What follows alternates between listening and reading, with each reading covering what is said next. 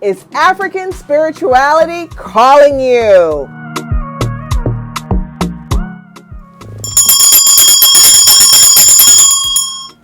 Hi, I'm Elemi from Yeyeo Botanica. Welcome to your spiritual home. If this is your first time, welcome, welcome, welcome. On our channel, we talk about everyday rituals and African spirituality. Thanks for sharing us and coming back if you're a part of our family. I want to shout out all my people from Nigeria. Woohoo! Welcome. Today's topic is just a wonderful, wonderful topic that I think you're going to really enjoy. And we're going to talk about, is African spirituality calling you? Maybe you go to church, you're a Muslim, you practice whatever you practice, general spirituality, but feel the call of African spirituality. I'm going to talk about 5 reasons why you could be feeling that strong pull. So let's get started.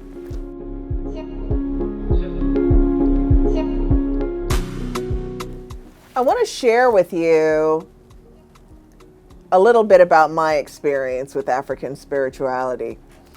And I just want to say that if you get anything out of this video, definitely give me a thumbs up, because I love to know what subjects you're all really interested in and what you want to hear more about.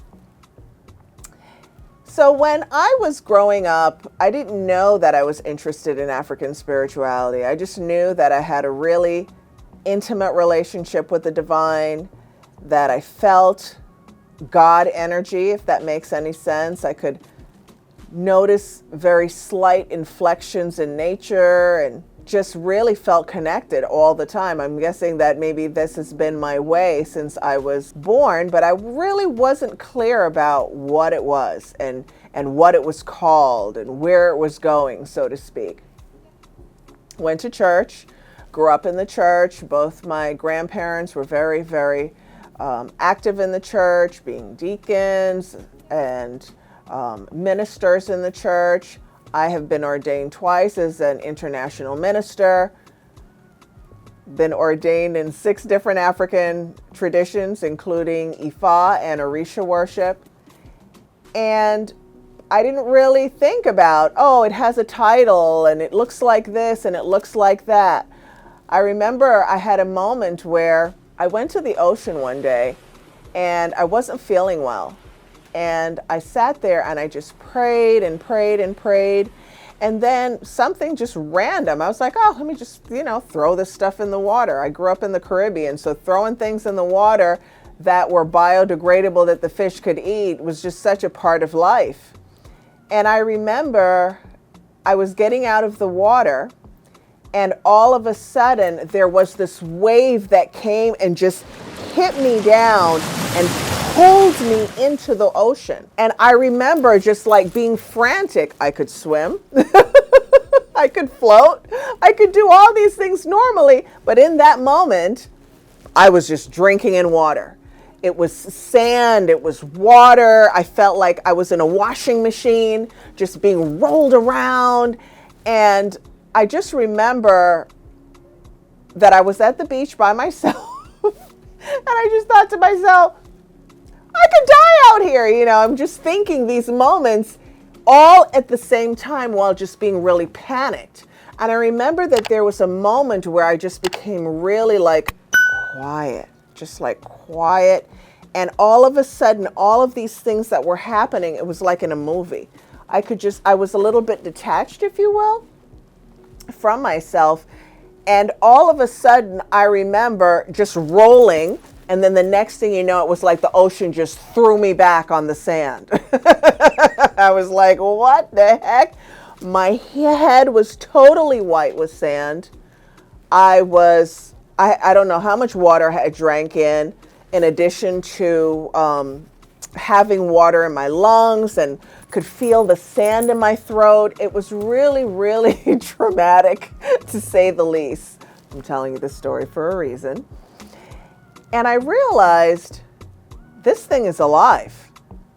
Like, I don't really understand how this works, but I'm clear that I always knew that the ocean was alive, I guess, but I didn't really have, I don't want to say proof, because fish live in it, you know, there are trees under there, under the ocean, large animals, all of these different things. But in that moment, I became clear that there was a level of consciousness that was within the ocean that I didn't really notice before. And so back to the video about Is African Spirituality Calling You? In the Yoruba faith, the West African tradition from Nigeria, there is Yemoya or Yemaya, she's called in the West, which is the ocean deity, right? The mother of the world that she's thought of, right? The mother of fish. And this is a deity that many people know about. Many people know about Yemaya. I have videos on her. She's one of my absolute loves. And the elements have some form of consciousness, and that's really what Orisha is. If you'd like me to do a longer, more in-depth video about what is Orisha, definitely comment below. But one of the ways that people know that they're being called is kind of like that incident that I told you, where it was like something was pulling me and calling me and trying to get my attention to come into this new way of being, right? And sometimes people have that in a lot of different ways. And so one of the ways that people have that is through there being a direct ancestral link, right? A person had ancestors that practiced something that looks like what is available in the new world. And so they're pushing the person towards that because they know the benefits and how it can uplift their life, in addition to uplifting some of those ancestors. The other thing is past life connection. There are many times where people have been Orisha priests and ordained in Orisha worship in previous lifetimes. And in this lifetime, their Ori, their higher self, is still calling to be a part of that because they recognize how beneficial it was for them, in addition to maybe things that the people in life and family today need. And so again, this pull, and I want to just pause here for a minute with a sweet, sweet thing. The pull is not going to necessarily be like something's just grabbing you and, you know, someone comes and tells you on the street, right? It could just be something so simple as you went somewhere and something gets your eye and you're like, I don't really know why I'm interested in this, but I really feel interested in this, right? Or as an example, people have come to the store and they'll pick up a candle for Oshun. They're like, oh my God, I don't know why I'm really caught up with Oshun. Well, Yeyeo is my and my husband's dedication to Oshun. We're both Oshun priests, in addition to other things. So this is also Oshun's store, right? So feeling that pull and feeling Oshun's energy, that person may be a child of Oshun. They could be dressing like a child of Oshun. They could be doing different things and go one day, man, this is so much like Oshun. That is just something that's innately programmed within your spiritual makeup that makes the person call to it. So the third thing is, it's to complete a cycle, right? We all have different types of cycles in our life that we're like, I know it, I know it, I know it, I know it, but we can't kind of put our finger on it. Sometimes this is already something that's coded because it was already started. At some point, it could have been started by a parent, in terms of some parents dedicate their children to a particular saint, in this case, Orisha or energy. Oh, please, can you help me have a baby? Oh, can you please keep my child safe? That can also be a call in the cycle where the person now is feeling this pull and they're not quite clear about where that pull came from. And The next one, not the last one, the next one is family lineage. This is already a part of your family. A person comes from a Yoruba faith. The person's DNA, when they do their DNA, it says Yoruba, Nigeria, Benin, Ghana, wherever, right?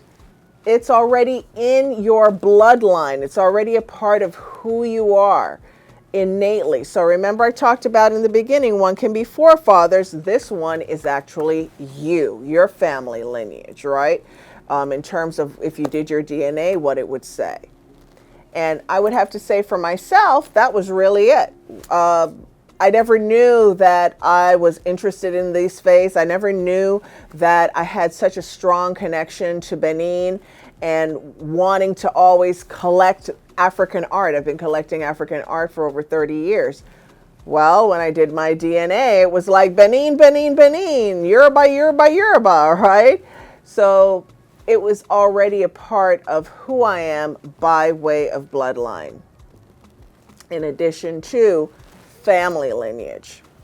And the last one, which is so, I'm so honored to be able to even say it. I have someone that I've known for many years. His name is author John Mason, and he's written a lot of prolific books on African spirituality, very specifically the Orisha tradition. And he says, according to Orisha, that we are the selected heads. The people who are called were already selected by Orisha, selected by Olodumare, being God, to be a practitioner and devotee of Orisha worship and lifestyle. And I just want to take a pause here for a minute to remind all of you, anyone who's interested in African spirituality, most African traditions only believe in one God, that there are aspects of the God force that are in nature, but there's still only one God. So I hope that you got some ideas in this video. You maybe thought about it a little bit differently, got a little tidbit about me, and put it all together and see how easy it is to be called and to hear that call. And if you want to see a video on what do you do, how do you explore, how do you find your way in African spirituality, definitely comment below. And if you've got some wonderful stories that you want to share or you want me to share for you, definitely comment as well. To stay in the know, give me a thumbs up and definitely subscribe and hit the bell for notifications. And see you next time. Ashe, ashe, ashe.